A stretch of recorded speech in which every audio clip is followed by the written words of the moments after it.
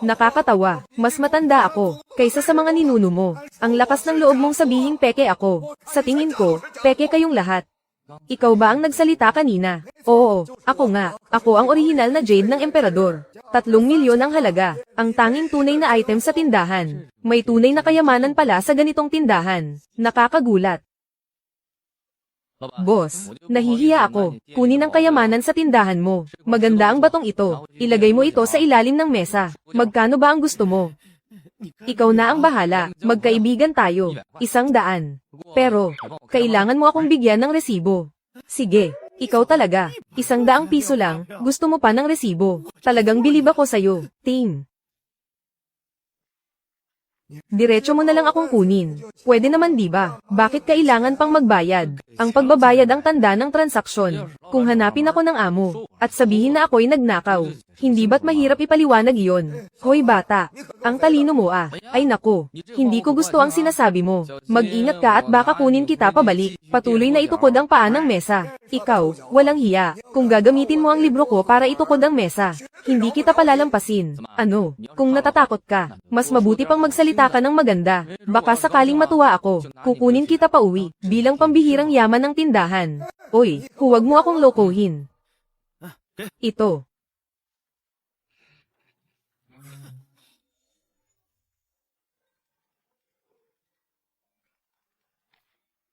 Hello, Lin Chen. May set ng muebles na gawa sa Agarwood.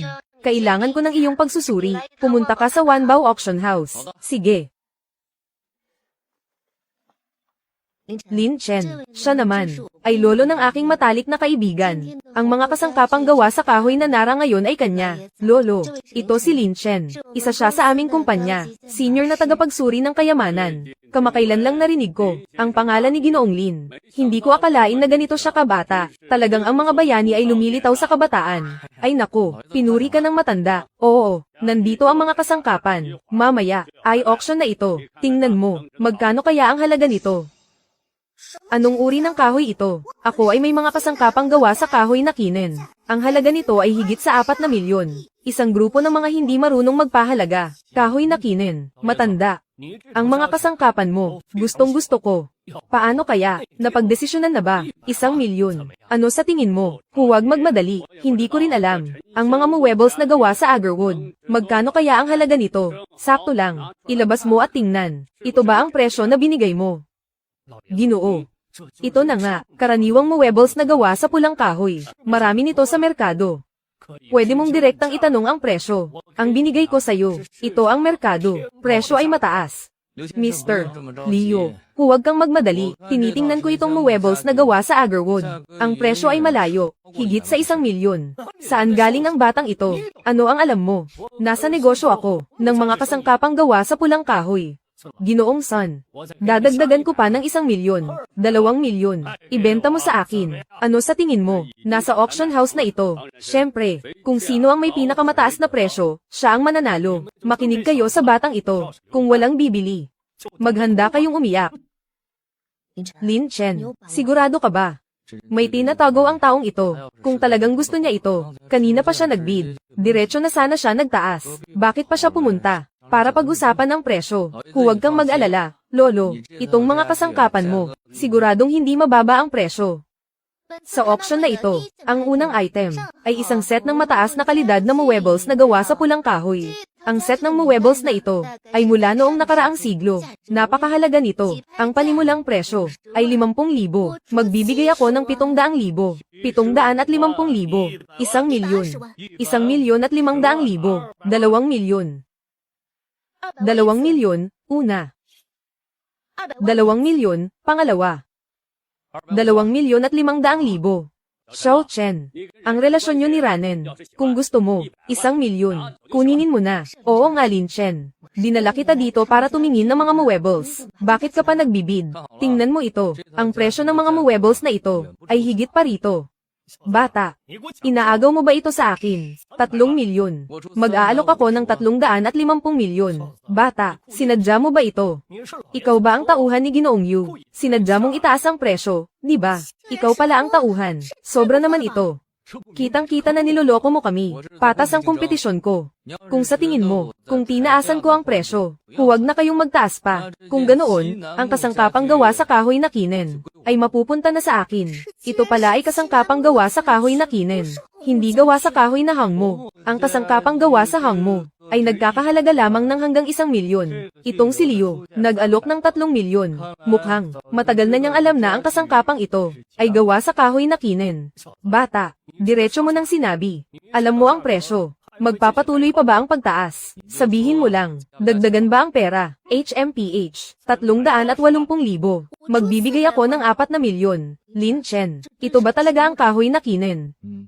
Sige, makikipag-agawan na rin ako. Magbibigay ako ng 450. Churan, ang set na ito ng muebles na gawa sa agarwood ay hindi kumpleto. Ang ibabaw lang ng mesa ang gawa sa agarwood.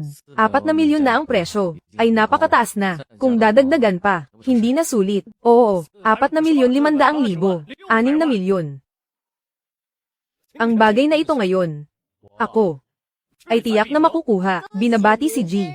Leo sa pagkakapanalo ng set ng muebles na gawa sa kahoy na kinen. Susunod, ipapakita natin ang pangalawang item sa auction.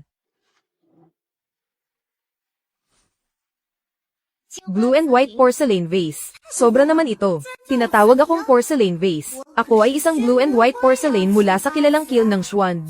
Halaga ay higit sa 5 milyon. Churan, bilhin mo ang porselanang ito. Bilhin mo ito kahit magkano pa. Pero ito ay karaniwang porselana lang. Walang espesyal. Kung hindi ako nagkakamali, ito ay mula sa dinastiyang Ming. Zuan din na asol at puting porselana. Halaga nito ay hindi bababa sa 5 milyon. Zuan din na asol at puting porselana. Sigurado ka ba? Oo, tama. Kailangan ko itong makuha. Mukhang hindi naman maganda ang porselanang ito. Hindi kaya ito modernong likha. Ganito, mag-aalok ako ng 10,000. Mukhang may klasikong dating. Paano kung totoo nga? Mag-aalok ako ng 20,000. Mag-aalok ako ng 70,000. Sira ka ba? 70,000 para sa isang porselana. Team, talagang tanga at maraming pera. 70,000. Una, 70,000. Pangalawa, 70,000. Pangatlo, sold. Hindi nga, akala ko, kailangan ng malaking halaga. Hindi ko akalain na sa 700,000. Ay nakuha ko na. Ginoo, ito po ang item na napanalunan ninyo. Paki-check po. Salamat po. Lin Chen. Bakit hindi ko napansin na ito ay isang Schwand blue and white porcelain? Lin Chen, anong ginagawa mo? Binili ito ng higit sa 70,000. At ngayon ay nasira na. Ay nako. Talaga naman. Ito ay isang tunay na asol at puting porselana mula sa Schwand Kilns. Lin Chen, ang galing mo talaga. Paano mo ito nalaman? Paano mo ito natuklasan? Ang ganitong uri ng panlilinlang ay katulad ng nahanap ko dati. Larawan ng bundok at tubig. Halos pareho. Porselana ng opisyal na hurno. Halaga ay hindi bababa sa 5 milyon. Ilalagay sa auction. Baka sakali, may benta ng 10 milyong mataas na presyo. Xiaoran, talagang ikaw ay nakahanap ng isang pambihirang tao. Siyempre naman. Matagal ko nang alam na magaling siya. Kung hindi, hindi siya magiging aking punong tagasuri ng mga kayamanan. Lin Chen, may girlfriend ka ba? Wala. Hindi sapat ang mga katangian ko. Wala akong kumpiyansa sa sarili. Ano bang sinasabi mo? Bibigyan kita ng milyong sweldo. At 2% ng bahagi ng kumpanya. Kasama ang iyong painting ng horizontal landscape. Na ibenta ng 5 milyon. Ito ay maibibenta ng 10 milyon. Ngayon ang kabuuang halaga ng iyong mga ari-arian ay 30 milyon na. Ito pa ba ang tinatawag na hindi maganda ang kondisyon? 30 milyong halaga. Kung ikukumpara kay Ranran, mahina ang kondisyon. Pero ayos lang. May talento ka sa pagsusuri ng mga kayamanan. Sa hinaharap, siguradong kikita ka ng malaki. Sa tingin ko, bagay kayo ni Ranran. Matanda, pinag-aaway mo ba kami? Bakit? Ranen, kahit hindi siya ang tunay kong apo, pero siya ay isang napakahusay na babae. Dapat mo siyang pahalagahan. Alam mo ba? Alam ko. Lolo, anong sinasabi mo? Sige, mag-usap kayong dalawa. Matanda, hindi ko na kayo istorbohin. Ano ang plano mo para sa porselanang banga na ito? Paano mo ito haharapin? Siyempre ibebenta ko ito. Ilalagay natin sa auction ng Chenbai. Makakatulong ito sa pagpapataas ng reputasyon ng ating auction house. Ganito kagandang porselanang banga. Ibebenta mo lang ng ganito. Ano ang gagawin ko dito? Kailangan ko ng pera. Para saan ang dami mong pera? Siyempre para sa lalong madaling panahon. Para makasabay sa'yo. Kailangan mo talagang magsikap. Ang aking yaman. Kahit papaano ay mayroon. 1 bilyon. Ang dami niyan. Sige, ayos lang. Kaya ko, kikitain ko agad. PWE. Kung gusto mo, maging karapat dapat sa akin. Kung ganoon, dapat meron kang 20 bilyon. Dapat mas magaling ka sa akin. Kung hindi, walang seguridad sa pag-aasawa sa iyo. Ibig mong sabihin, payag kang magpakasal sa akin. Magpakasal sa iyo. Mas mabuti pa kaysa magpakasal kay Wang Teng. Mas okay na siguro. Pero mag-ingat ka, yung taong iyon. Mukhang hindi ka basta-basta palalampasin. Huwag kang mag-alala. Hindi ko hahayaan na may kumuha sa iyo. Tama nga pala, bukas, Jia Sheng. Makikipagtulungan sila sa kumpanya natin, sa auction house. Para sa live broadcast, magkakaroon ng kompetisyon kung kaninong koleksyon ang mas magaling. Sa tingin ko, maaari nating samantalahin ang pagkakataong ito. Para muling ay promote tayo. Sige. Ang mga nasa mesa ay lahat mula sa Chenbai Auction House, mga koleksyon ng mga kagamitan sa tsaa. Ngayon, inimbitahan namin si Manager Leon ng Jiacheng Auction House ay dumating dito sa atin para suriin ang ating mga kagamitan sa tsaa, kasabay ng pagtalakay sa kaalaman sa tsaa. Ang mga kayamanan ng dalawang pamilya ay nandito na lahat. Tayo na, tingnan natin ito. Sige, simulan ko na. Ngayon, magpapaligsahan tayo ng mga gamit pang tsaa. Kasabay nito, ang Jiacheng Auction House at ang Baidu Auction House ay magpapaligsahan ng mga koleksyon. Unahin natin pag-usapan. Itong nasa harap ko, ito ay mula sa Ming Dynasty. Panahon ng Zhengde ang mga blue and white porcelain. Kahit hindi ito eksklusibo para sa royal family, pero ito rin ay ginagamit ng mga prominenteng pamilya. Itong set ng blue and white porcelain tea set, halaga sa merkado, pinakamataas na ilang libo lang. Kayo sa auction ng Baidu, nagdadala ng ganitong mumurahing tea set, para ikumpara sa akin. Hindi ba kayo nahihiya? Sa kamay ko, may isang set, tea set na nagkakahalaga ng milyon. Itong piraso, ay mula sa panahon ni Qianlong. Ang material, ay bihirang pulang coral. Ang sa iyo, ay hindi man lang kilala. Totoo nga, ang Chenbai Auction House ay isang maliit na auction house. Kung gusto mong makakita ng magagandang bagay, kailangan mong pumunta sa amin, sa Jiesheng. Pagkatapos ng lahat, kami ay ang nangungunang auction house sa bansa. Magagandang bagay, marami pa.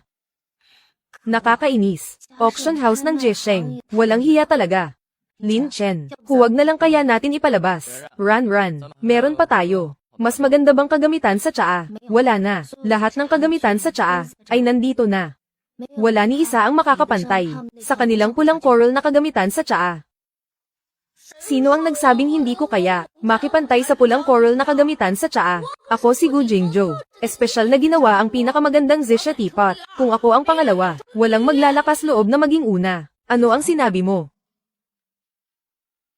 Run. Tulungan mo akong kunin ang Zisha teapot na ito. Dali. Halika. Mga kaibigan, hindi ako nagyayabang. Ang aking pulang coral na pampaganda, talagang bihira sa mundo. Isang pambihirang kayamanan. Sa mundo ng mga teapot, walang duda na pangalawa sa ranggo. TSK. Pangalawa pa lang. Hindi naman una. Ano bang dapat pag-usapan? Ang una ay kahanga-hanga. Sikat siya. Master ng ceramic. Gu Jingzhou. Gawang kamay ko mismo. May nakaukit na kaligrapiya at mga ukit. Ito ay isang bihirang kayamanan. Kilala pala ng lahat. Si Gu Jingzhou. Mukhang talagang matatalo na tayo. Lalamunan. Sayang lang talaga. Yung teapot na iyon, hanggang ngayon nawawala pa rin. Talagang malaking panghihinayang. Pero sa buhay na ito, kung may tao, kung mapapakita mo sa akin, ang teapot na iyon, tatanggapin ko siya bilang ninuno. Ito ba ang tinutukoy mo? Hehe, kahit anong teapot na lang, sasabihin mong gawa ni Gu Jingzhou. Akala mo ba tanga ako? Ang hubog na ito. Ang kalidad na ito. Ang lagda na ito. Posible ba? Ito ba ang set ni Gu Jingzhou ng mga Zisha teapot na ito? HMPH. Kung ito talaga ay ginawa mismo ni Gu Jingzhou ng sarili niyang mga kamay, tiyak na ituturing itong isang kayamanan at iingatan ng mabuti. Tulad mo, puro alikabok lang ang inaabot. Matagal ko nang sinabi, nagtatrabaho ako sa Baidu. Malakas ang kumpanya namin. Yung ganitong klase ng Zisha teapot, sa amin. Nag-iipon lang ng alikabok. TSK, Lin, kaibigan ko, magyayabang tayo, dapat may hangganan din. Ay, si Zhang Chongshan ng Sunshine Auction House, ay handang magbigay ng 6 na milyon, para bilhin ang set ng purple clay teapot na ito. Ang kolektor na si Joe Tang, ay handang umupa ng 5 araw para sa purple clay teapot, nag-aalok ng 500,000. Pwede bang pumayag? Ang bilyonaryong, kolektor na si Joe Tang, pumapayag na gumastos ng 500,000, para sa 5 araw na renta. Pasensya na. Ito ay pag-aari ng auction house. Ako nga, isang maliit na auctioneer, walang kapangyarihan. Anong kalokohan yan? Ang teapot na ito, pinakamababa ay 2 milyon, at hindi pa iyon kasama. Sa auction house, nagbibid. Ang presyo ay pwedeng tumaas ng ilang beses. Hindi mo masasabi, Manager Leo. Ngayon inaamin mo na tunay ito, di ba? Oo. Lalamunan, sumusuko ako ng buong puso. Mga kaibigan, oras na para sa live stream. Kita-kits tayo bukas, sa parehong oras. Huwag mawawala. Lin Chen. Paano mo nalaman? Ang teapot na ito, ay tunay na gawa ni Gu Jingzhou. Akala ko alam mo na. Kung alam ko, hindi ko sana inilagay sa storage room, para mag-ipon ng alikabok. Lin Chen, sa pagkakataong ito, nakagawa ka ng ilang milyon para sa kumpanya, sa ganitong bilis. Dapat mabilis na, makakaipon na ako ng 2 bilyon. Iniisip ko, kung anong klaseng damit pang kasal, tradisyonal na Chino, o kanluranin. Shaolin Chen, napansin ko, hindi ka magaling sa math. Ang kinikita mo sa kumpanya, 20% sa'yo, 80% sa akin. Ganito, paano mo ako ma-abutin? Ganyan ba ang laro mo sa akin? Wala akong ginagawa, basta ang standard ko, sa pagpili ng partner ay, dapat mas malaki ang kita niya sa akin. Basta mas mayaman ka sa akin, okay na. Sige, hintayin mo, bibilisan ko, malalampasan na kita agad. Lin Chen, yung live stream mo kanina, nakapagbigay ka na naman, ng malaking reputasyon sa kumpanya. Ngayon, damadami na ang mga taong, nagpapalista sa auction house natin. Palalakihin ko ang kita ng kumpanya, nang higit pa. Ikaw, kailangan mong magsikap pa. Tusong babae. Hintayin mo lang, magluluto ako ng espesyal. Umalis ka. Baliw na babae, ang baho mo, sinira mo ang damit ko, kaya mo bang bayaran ito? Ito ay mahalaga. Napakahalaga, nagkakahalaga ng 10,000. Bilhin mo na ito, pwede kang kumita, ng doble. Pera. Umalis ka nga, ay nako, ano bang nangyayari sa'yo? Itong bulok na kahoy, gusto mo ng 1,000. Manager Zhu, ang isang batang tao na tinamaan, ay masasaktan, lalo na kung isang matanda na, sobra ka na talaga. Ay, tingnan nyo lahat. Siya ang nanggugulo sa akin. Pinipilit mo akong gumastos ng 10,000 para bilhin ang sirang kahoy na iyon. Ang pera ko, hindi naman galing sa hangin. Tama ka, kapatid na Lin. Huwag kang magpaka-hero. Ganyan talaga ang babaeng ito. Laging pinipilit ang mga tao na bumili ng kung ano-ano. Parang baliw, parang cute na bata, kinakagat kung sino-sino. Noong nakaraang panahon, hinadlangan din niya ako minsan. Yung sirang pamalo, sabi niya 8,000, isang sirang pamalo ng panggatong. Bakit hindi mo nalang nakawin? Sino ang pamalo? Mag-ingat ka sa pananalita mo. Ako nga pala, isang tunay na tambol. Nagsalita na ang pamalo. Ito ay kayamanan. Shaolin. Sinasabi ko sa'yo, ang bagay na ito, napakahalaga nito. Noong araw, si Taishang Laojun, habang gumagawa ng mga gamot, ito ang ginagamit niya, upang makagawa ng mga elixir. Lahat ay maganda, lahat ay bilog, kahit si Sun Wukong, sabi niya masarap daw. Pati ang baston ni Taishang Laojun, siya ay isang Diyos. Isang hininga lang niya, kaya niyang magpaninggas ng apoy. Kailangan ka pa ba sa pagputol ng kahoy? Baliw na ang babaeng ito, wala nang lunas. Narinig ko na taga rito siya, galing siya sa bahay ampunan. Kailangan siyang ibalik doon. Huwag mo nang alalahanin, ginamit na ito ni Taishang Laojun. Ang pamputong ito, binili ko. Ale, narito ang 10,000, bilangin mo. Shaolin, talagang matalas ang iyong mata. Sa ganitong kayamanan, marami akong ganito. Bukas, pupunta sa langit. Babalik ako para kumuha pa. May pera na, may pera na, may pera na. Makakabili na ako ng karne. Makakabili ng karne. Kapatid na Lin, ang yaman mo. Pwede kang dumaan sa tindahan ko. Mayroon akong Orinola ng Jade Emperor. Hindi ko kailangan ng marami. 10,000 lang. Ha ha ha. Ginoong Lin, kayo ay ang punong tagapag-oksayon ng kumpanyang Chenbay. Kung gagawin ninyo ito, mapapahiya ang kumpanyang Chenbay. Sa inyong ginagawa, sino ang nagsabing mapapahiya ko ang kumpanya? Sinasabi ko sa'yo, ito ay isang malaking pagkakamali, Lin Chen. Hindi mo pinaniwalaan ang sinasabi ng babaeng baliw na iyon. At talagang inisip mo na nakatagpo ka ng isang kayamanan, di ba?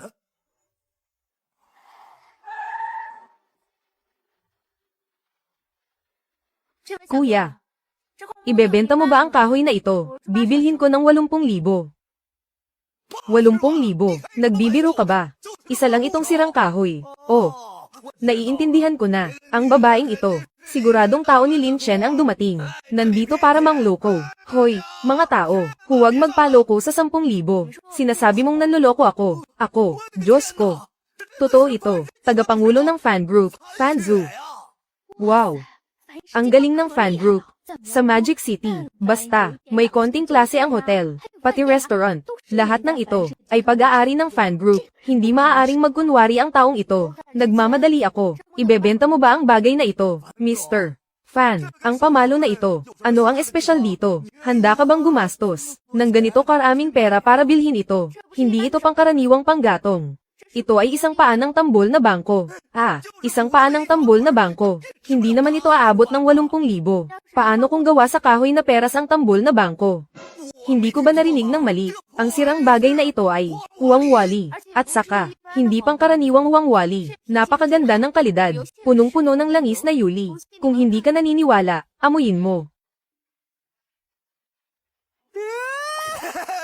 Ito ang lasa. Ay nako, Miss Fan, wala kang katulong, at wala kang magnifying glass.